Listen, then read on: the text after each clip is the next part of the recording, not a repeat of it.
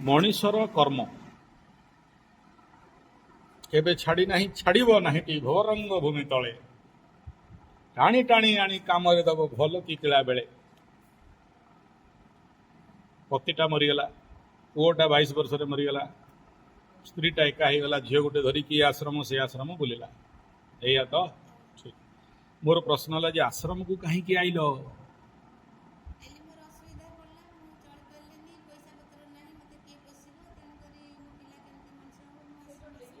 ଆଗରୁ ଭଗବାନ ଘଇତାଟେ ଦେଇଥିଲା, ଛୁଆଟେ ଦେଇଥିଲା, ଘରଟେ ଦେଇଥିଲା, ଏବେ ନେଇଗଲା। ନେଇଗଲାରୁ ତ ଆଇଲ। କାହିଁକି ନେଲା?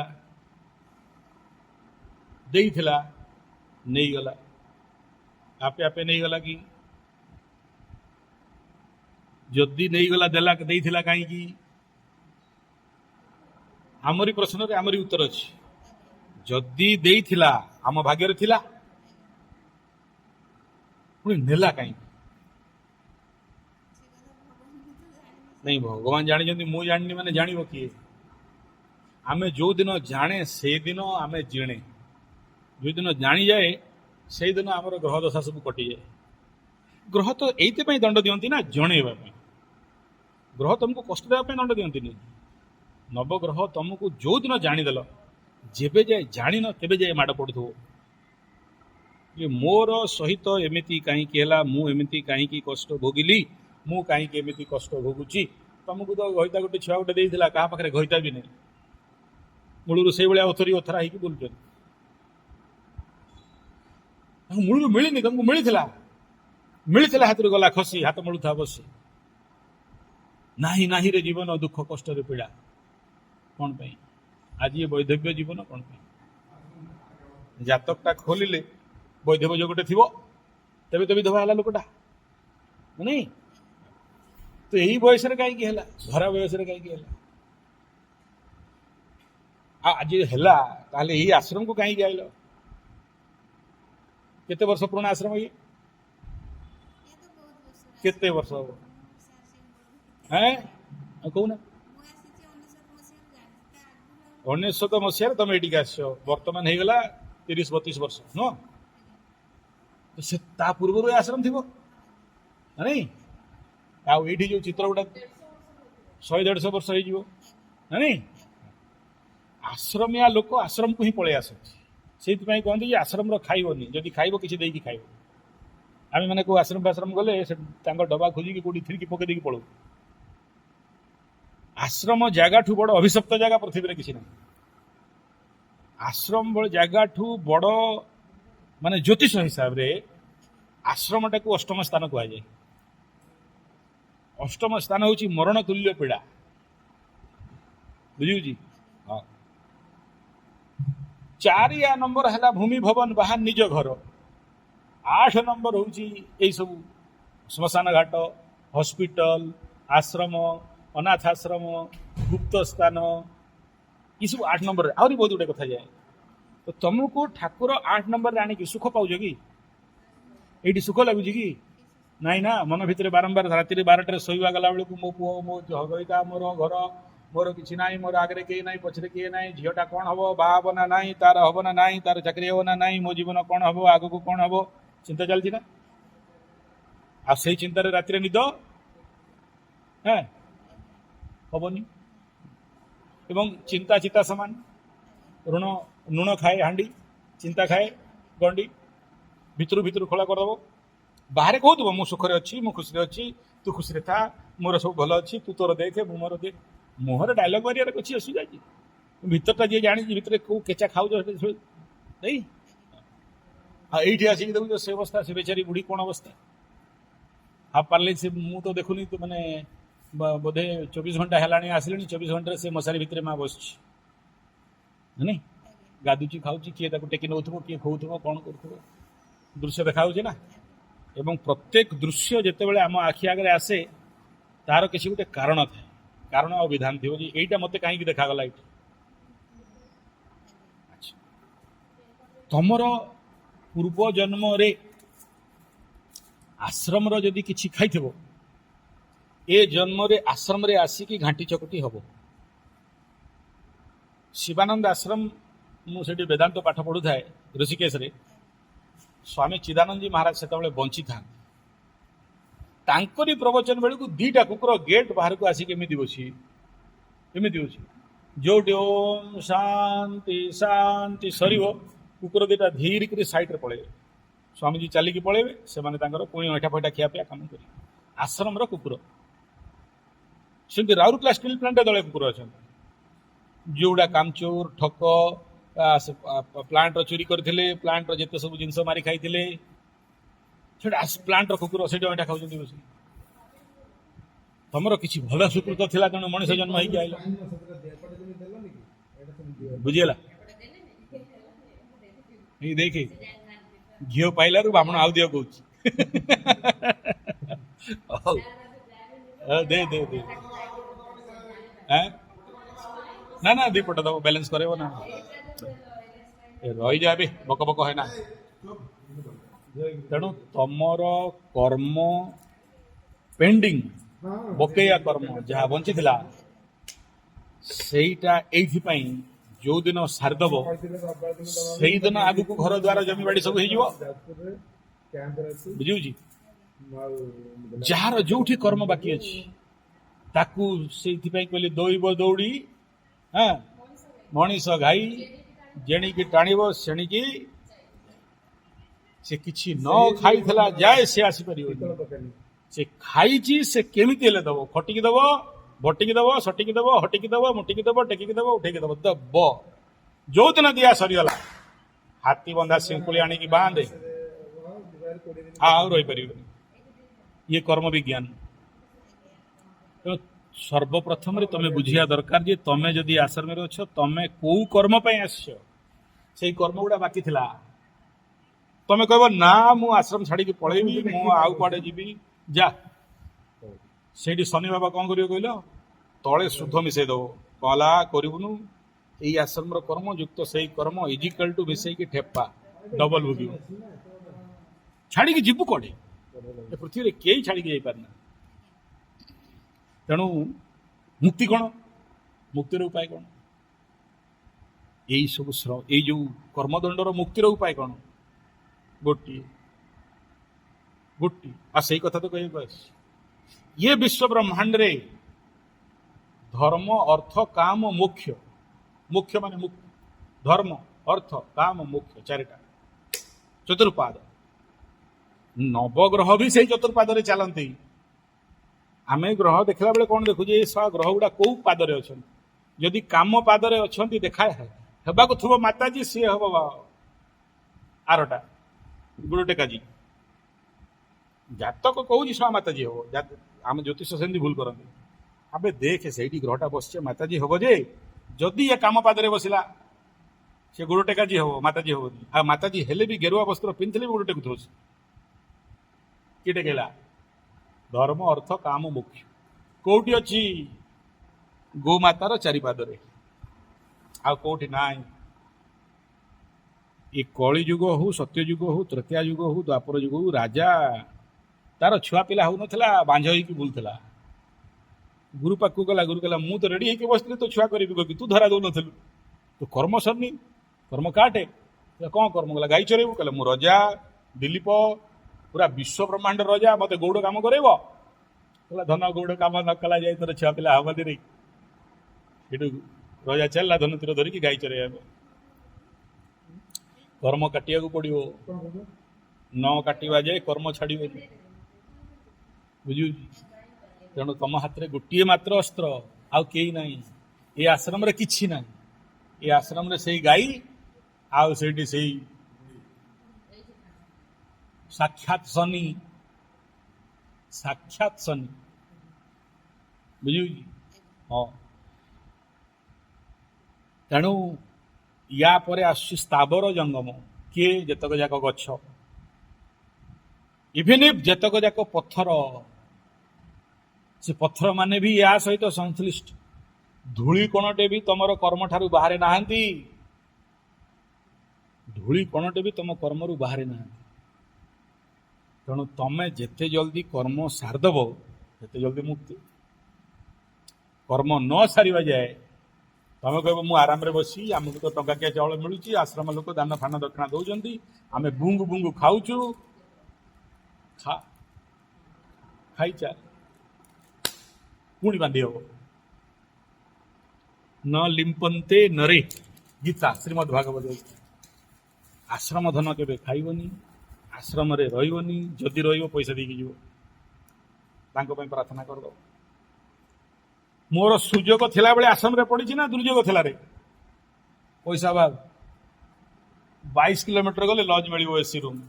ଗରମରେ ଘାଟି ହେଉଛି ନା, ଯାଇପାରିଲିନି। ଗାଡ଼ି ଆସିଲା ପାର୍କ ପେଣ୍ଡିଂ ଅଛି ଏଇଠି। ଏଇ ସକାଳୁ ଆସନ ଚାଲିଛି, ଆସନ ଯୋଗ। ତମେ ମା ଆସିକି ଆଇଲ, ସେ ବୁଢ଼ୀ ମା ସେଇଠୁ ବସିକି ତାକୁ ଏଇଠୁ ଶକ୍ତି ଦିଆହେଉଛି। ବୁଢ଼ୀ ମା ଦେଖେ, ତୋର ଯିବାର ଅଛି ଶୀଘ୍ର ଯା, ନହେଲେ ସେଠି ପଡ଼ନା, କଷ୍ଟ ପାଆନା। ବାମୁଣ ଆସିଛି ତାକୁ ମୁକ୍ତି ଦେବ।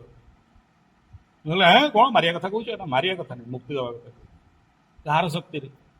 ଧର୍ମ ଅର୍ଥ କାମ ମୋକ୍ଷ, ସୁଖ ଶାନ୍ତି ସମୃଦ୍ଧି। ତେଣୁ ତମ କର୍ତ୍ତବ୍ୟ ଏଠି ନ ସାରିବା ଯାଏ ମୁକ୍ତି ଘାଣ୍ଟି ହଉଥିବ। ଆଉ ଯଦି ନ କରିବ ସେଇଭଳିଆ, ସେ ଭଗବାନ ସେଠି ଦେଖେଇ ଦେଇଛି ଆଉ ଗୋଟେ ରୂପ। ସେଟା କିଛି ନୁହଁ, ସେଟା ଗୋଟେ ମାୟାଟା।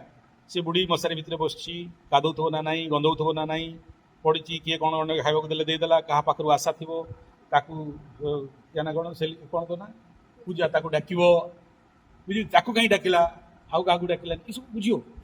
ପ୍ରତ୍ୟେକ ଘଟଣାର ପଛରେ ଯୋଉ ରହସ୍ୟ ଗୁଡ଼ାକ ଅଛି। ଚିଙ୍କିଦେଲା, ତାକୁ ଡାକୁଥିଲା, ବୁଝିଉଛି। ତାର କିଛି ଗୋଟେ ପେଣ୍ଡିଂ ଅଛି, ସିଏ ତାକୁ ଦେଇଦେଲା ମାନେ ସିଏ କଟିଯିବ। ସିଏ ଜଗିକି ବସିଥିବ, ବର୍ଷ ବର୍ଷ ଲୋକ ଜଗିକି ବସିଥାନ୍ତି, ମୋ ପ୍ରାଣ ଯାଏନି, ସିଏ ଆସିଲେ ମତେ ଦବ।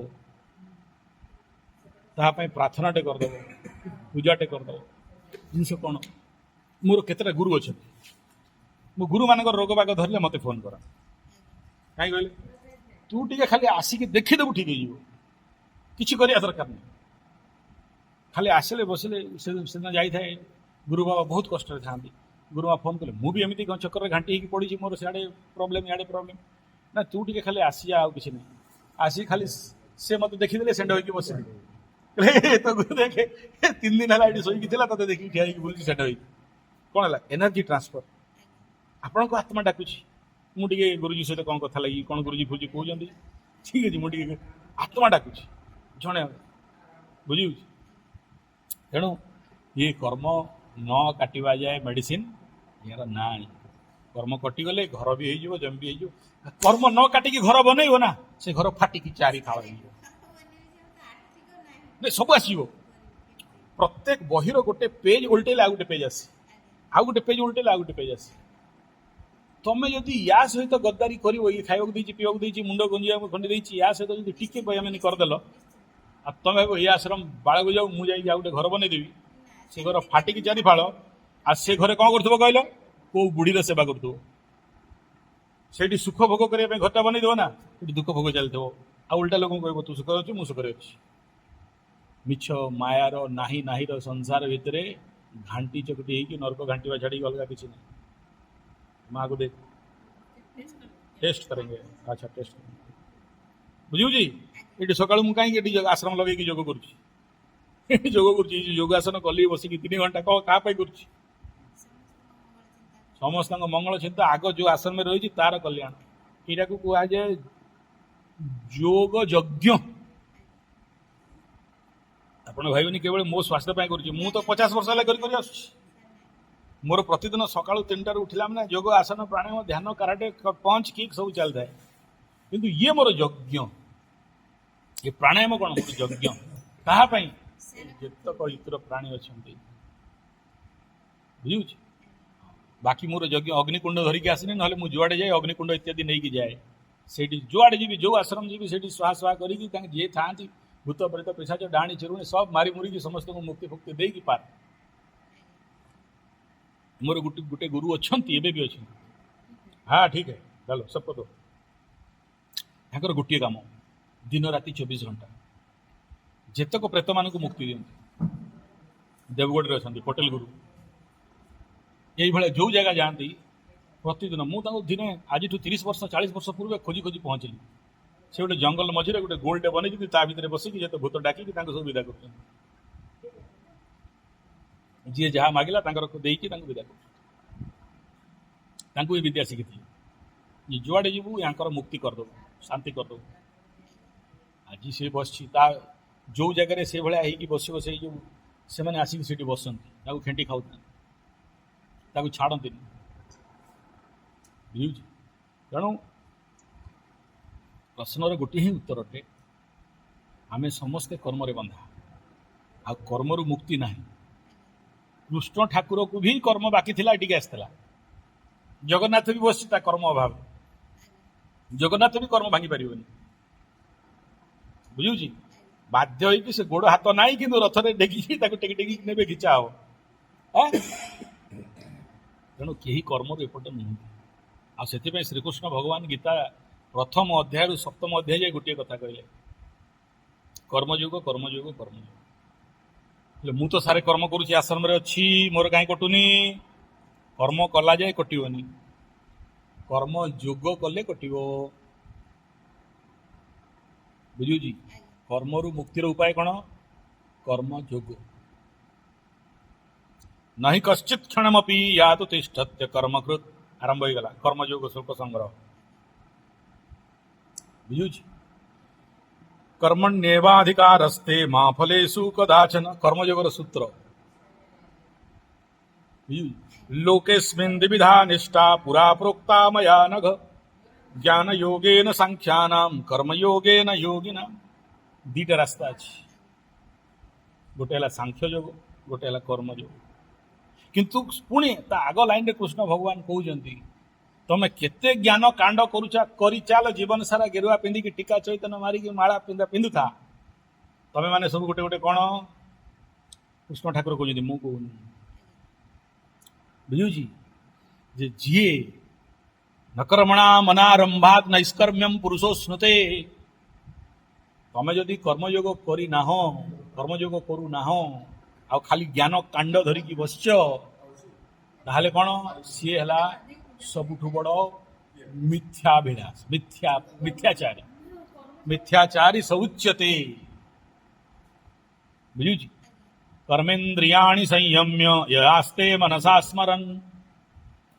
ତେଣୁ ଠାକୁର କହୁଛନ୍ତି ଯେ କର୍ମଯୋଗ ଯଦି ଆଚରଣ କରିବ, ତେବେ ଏଇ ସଂସାର ରୂପକ ଯେଉଁ ବନ୍ଧନ ଅଛି, କର୍ମ କିଂ ପରମ୍ କର୍ମ ତତ୍ ଜଡ଼ମ୍ କୃତିମହୋ ଦଧୌ ପତନ କାରଣମ୍। ଏ ଯେଉଁ କର୍ମ ରୂପକ ମୋହଦଧି ସମୁଦ୍ରରେ ପଶିକି ଘାଣ୍ଟି ହେଉଛ ନା, ମୋର କେବେ ହବ ସାରେ, ମୋର କାହିଁକି ମଲା ସାରେ, ପାଇଥିଲି ଘଇତା ଛୁଆ କାହିଁ ପଳେଇଲେ। ଆମେ ଜ୍ୟୋତିଷ ଟିକେ ଏଇଭଳିଆ କହୁ, ଖରାପ ଭାବିବନି। ଆମେ କାହାଠୁ ନେବାର ନାହିଁ କି କାହାକୁ ଦେବାର ନାହିଁ। ଆମ ମୁହଁରେ ଠାକୁର ଦେଇଦେଇଛି ଥରେ ଶାବଳ ଆଉ ଚୁଞ୍ଚି। ହଉ, କହିବାର ତାତ୍ପର୍ଯ୍ୟ ହେଲା, କର୍ମଯୋଗ ଯଦି କରିବ ତାହେଲେ ମୁକ୍ତି ମିଳିବ। କର୍ମଯୋଗର ପ୍ରଥମ ସୋପାନ ଆରମ୍ଭ ହୁଏ ଗୋମାତା ପାଖରୁ। ବିନା ଗୋମାତାର ସେବା, ବିନା ଗୋମାତାର ତପସ୍ୟା, ବିନା ଗୋମାତାକୁ ଶାନ୍ତି ଖୁସି କରେଇକି କେହି ପୃଥିବୀରେ ପାର ହେଇପାରିବେ ନାହିଁ, ହେଇପାରିନାହାନ୍ତି। ବୁଝିଲା? ଗୋରୁ ବ୍ରାହ୍ମଣ ରକ୍ଷଣେ ମଜାତ କହିଲା। ତେଣୁ ଯେତେବେଳେ ପର୍ଯ୍ୟନ୍ତ ଗୋରୁର ଋଣ ସୁଝିନ, ଗାଈର ଋଣ ସୁଝିନ, ଗାଈକୁ ଖାଇଲ, ଗାଈଠୁ ଖାଇଲ ପିଇଲ, କ୍ଷୀର ପିଇଲ, ଘିଅ ଖାଇଲ, ଚାଷ କଲା, ଧାନ ଖାଇଲ, ଆଉ ତାକୁ ନେଇକି କତଲଖାନାରେ ପଠାଣ ପାଖରେ ବିକିଲ, ଦୋଷ ଲାଗିବନି? କ୍ଷୀର ଦେଲାବେଳେ ରଖିଲ, କ୍ଷୀର ସରିଲା ବେଳେ ବିକିଦେଲେ, ଦୋଷ ଲାଗିବନି? ତା ଋଣ କିଏ ସୁଝିବ? ବୁଝିଲା? ଏଇ ଦେଖ, ଏଇ ପାଗଳା ବୁଲୁଛି, ଗୋମୂତ୍ର ପିଓରେ ଘିଅ ଖାଅ ଏ କରୁଛି ନା, ଡବା ଧରି ଧରି ବୁଲୁଛି। ଫେରିବାଲା, ପଞ୍ଚଗବ୍ୟ ଫେରିବାଲା କାହିଁ ବୁଲୁଛି? ଖାଇଥିଲା, ଗାଈର ଖାଇଥିଲା, ସୁଝୁଛି। ଟିକେ ଭଲ କରିଥିଲା ବେଳେ ଏଇ ରମ୍ଭା ଉର୍ବଶୀ ମାନେ ଦେଖ ତାର ସେବା କରୁଛନ୍ତି। ଏବେ କ୍ଷୁଣେ ପୁଣ୍ୟ ମର୍ତ୍ତ ଲୋକେ ପୁଣ୍ୟ କମେଇଥିଲା, ନହେଲେ ଷୋଡ଼ଶୀ କନ୍ୟା ତାକୁ ହାତ ଗୋଡ଼ ସେବା କରୁଛନ୍ତି। ଇନ୍ଦ୍ର ଅର୍ଡର ଦଉଛନ୍ତି ରମା ତାର ସେବାରେ ପାଦ ସେବା ପୁଣି କରୁଛନ୍ତି। ତା ଜୀବନରେ କିଏ ଶୁଣୁଥିଲା? ଏତିକି ଦିନ ସେ ତାର ପାଦ ସେବା କରି, ତା ସ୍ତ୍ରୀ ବି ତା ଗୋଡ଼ କେବେ ଘଷି ନଥିବ, ଘଷିଲେ ବୁଲଥାନ୍ତା? ପୁଣ୍ୟ ବଳିଲା, ସେବା ପାଇଲା, ଏତିକି ତ। गुड़ घोषो ना घसे हो दीटा कथा पीने दे काहे मर रही है हम तो पी रहे हैं देख नहीं दे रहे हाँ एक साथ पी लो डगाडग हम का गाड़ी का बम्पर है डाल दो पेट्रोल और गाड़ी चलेगा बुझेला तेणु गोमातार सेवा कर ज्योतिष शास्त्र 2,80,000 सूत्र विराट विराट 10टा आलमारी पखरे पड़ी मालिका शास्त्र बोधे ओडिशार एमती कौन बही ना जोटा मो पाखे ना सबू कलेक्शन धरिकी बस चुरई की भी आनी फोटो उठी गोटे मात्र मार्ग गोटी कौ शनि राहु केतु कौ ग्रह कौन कई तुम गोटे बाल बंका कर गोमातार शरणे अच्छे गायर सेवा कर जहाँ चाहब ता मिल जहाँ चाहब चैलेंज मरुवा लोक बंचो किंतु से भाव भक्ति सहित गोमातार सेवा आमती मुझे कहीदेली तू गान गाईर कान कहीदेबू जे तोर हो तू गाईर दीपटे देवुन घास खंडे देवुन गुंडा खंडे देवुन तो जाई गाई को गाई मार दी नात धरिकी दांत मुंड फटेब गाई सेवा कर कुष्ठ ठाकुर पागल मद पीला गंजेई मारिकी गाई चरौला मु कोटिपति गाई चरुआ बामण घरे जन्म गौड़ काम करुच्ची कहीं गाई चरौची मुझे मो गाई निजे चरई जाए सबू बाधा विघ्न आसले भी भाई गोशाला भांगिया कथा नुह गाई रही कौटी बुझ तेणु एक सूत्र गोमाता तमें शिव महाप्रभु पूजा कर शिव मंदिर जीव से शिव गंजुआ पाखे केतटा ठाकुर बस क्यों शिव महाप्रभु इे गणेश को बस सियाड़े कार्तिक बस सियाड़े माँ बस से निजे मझे शिव नंग नंग होपर साप फँ फँ हो कई ना ये बापुना जगन्नाथ पाखु जीव कृष्ण महाप्रभु जीव ता पाखे से राधा फाधा दी 3टा लक्ष्मी पाखे ठाकुर से कौन सियाड़े विमला तिमला धरिकी बस नाई पाखे गोमाता 33 कोटी देवता गोमये वसते लक्ष्मी गोमूत्रेश्च गंगा गोकपाले काली वसती गोशृंगे रुद्र कंठे तू केतुका बास मुखे च राहु नवग्रह गाई देहरे क्या पूजा करियो ये सारा ठाकुर मान भोग भोग देले से एका खाई बसियो गाई मुहरे देले 33 कोटी देवता खाई क्या देवी पाठ धरीगला सरल पाठ किसी कष्ट नहीं नवग्रह किसी करें शनिता बाटे पलैब कौन है गाई सेवा कर छाड़ीदे लागना ता पचर से मुझे लगी आमर गोटे गंडुंडी अच्छी सी जी आसे बाड़ाए भारी दुख मुझे कही तू जमी दंड कर कम कर पड़ो तो ता गुरु ताको कहीदेला देख शनि 7:30 महादशा आसूँ तू गाई छाड़ू विश्वास करिए आज 7:30 पार आनी तार किसी ठीक ठाक चलती किंतु मो गणित कहूला ये धूम माड़ खाइब लोक आसुच्च बाड़े को जाऊँ बाड़ी पारना या बड़ प्रमाण कौन ना 7:30 काली गोटे मेढा को पाई मेसरासी कहला आज्ञा मोर बेसी ना 6 मास भितर मोर हालत खराब हो गला खाया नहीं पीवा नहीं मु कोटी कोटी टंकार खेलुली कोटी कोटी टंका खेलुली आज सकाଳେ चाउल पाई आनले आम घरे भात रांधा हम मेष राशि शनि 7:30 कौन करी कौन बुझी किए रक्षा कर गोमा तो देखला गला अरे गाई फाई सेवा कर छाड़ दे लाग ना तार से शनि पलैब रास्ता काढ़ी तुम कर्म केमी कटो गोमा आ गाई को सियाड़े कादुओ गंजड़े रखिदे तो तुम तुम सुखारे बस गाई को दाना दबनी गुड़ दबनी खाया दबनी चोरे नबनी तो तापाई चाकर रख मु हिरोइन मु महाराणी मुझे सुख भोग करी पाठ तो बुझीगला कौन बुझे गाई छाड़ी की उपाय नहीं हमर गोटे थिला चंपई नेवल कहले वो इतना दिन गाय सेवा करता है उसका नहीं होता है हम करने से कैसे होगा तार पापर भंडार बहुत थिला एति तेणु तार कटुनी तोर एति अच्छी कर दे कटिज हाँ हम नहीं करेगा मत करो ଅବସ୍ଥା ସେଇଭଳିଆ କରିବୁ। ଗାଈ ଛାଡ଼ିକି ପୃଥିବୀରେ ଆଉ ଉପାୟ ନାହିଁ, ନାଇଁ କୋଉଟା ବି ନାହିଁ। ମୁଁ କହୁନି, ବେଦ ଶାସ୍ତ୍ର ସମସ୍ତଙ୍କର ଉଦ୍ଘୋଷ, ସମସ୍ତଙ୍କର। ଏ ଗାଈର ସୃଷ୍ଟି। ସେ ମାଙ୍କଡ ଗୋଟେ ଆଇଲା, ରଜା କହିଲା ଭାଇ ତୋ ଗାଈ ନେଇଯିବି। କହିଲା ନେଇକି ଦେଖା, କୋଉ ରଜା? କୋଉ ରଜା ଆସିଲା କହିଲା ତୋ ଗାଈ ନେଇଯିବି? ରଜା ଆସୁଥିଲା ଯୁଦ୍ଧ କରିବା ପାଇଁ, ସୈନ୍ୟ ସାମନ୍ତ ବହୁତ। କହିଲା ରଜାକୁ କହିଲା ଆସ ଏଠି ଖାଇବ ପିଇବ। କହିଲା ତୁ ଶଳା ବାବାଟା ଗୋଟେ, ତୁ ମତେ କଣ ଖାଇବାକୁ ଦବୁ? ତୁ ରଜା, ମୋର 17 ଲକ୍ଷ ସୈନିକ, 8-10 ଲକ୍ଷ ଆର୍ମର, ଘୋଡ଼ା, ହାତୀ ସବାର ସବୁ ବସିଛନ୍ତି। ହାତୀ ଖାଇବେ, ଘୋଡ଼ା ଖାଇବେ, ଏତକ ସୈନ୍ୟ ଖାଇବେ, ସେମାନେ ସବୁ ଖାଆନ୍ତି, ପଶୁ ଭଳିଆ ବଳଦ ଭଳିଆ ଖାଆନ୍ତି। ତୁ କଣ କହୁଛୁ? କହିଲା ତୁ ଆ ତ, ତୁ ଶଳା କଣ ରଜା ଦେଖୁଛୁ? ରଜା ଲୋକ, ଆମ ଦେଶର ରଜା, ତୁ ରକ୍ଷା କରିବାକୁ ଆସିଛୁ। ବସା, ଖୁଏଇଲା। ରଜା କହିଲା ଶଳା ଇଏ ବାବା, ଇଏ ତ ନିଜେ ଗୋଟେ କୁଟିଆ ଭଙ୍ଗା କୁଠିରେ ରହୁଛି, ତାର ଇଟା ଭଙ୍ଗା ଦଦରା, ରଡ ବାହାରିକି ଛଡ଼ ବାହାରିଲାଣି, ଇଏ କଣ ଖୁଏଇ ଦଉଛି? ଖୁଏଇ। ରଜାକୁ ଲୋଭ ହେଇଗଲା ଆଉ। ଗାଈ ଏତେ ଦଉଛି, ମୁଁ ବି ନେଇଯିବି, ମୁଁ ନେଇଯିବି। କହିଲା ନେଇକି ଦେଖା। ଯୁଆଡେ ନେବାକୁ ଯାଇଛି, ଯେତେ ସେଇ ଗାଈ ବାହାରିଲା ବିନ୍ଧିଲେ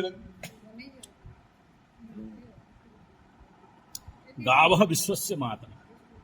ଗାଈ ପାଖରେ ସବୁ ବୁଝିଲା। ତମର ସମସ୍ତ ଇଚ୍ଛା ଅଭିଷ୍ଟ, ଧର୍ମ ଅର୍ଥ କାମ ମୁଖ୍ୟ ଯାହା ଚାହୁଁଛ, ଘର ଚାହୁଁଛ, ଝିଅର ବାହା ଚାହୁଁଛ, ସଇଲା ତ।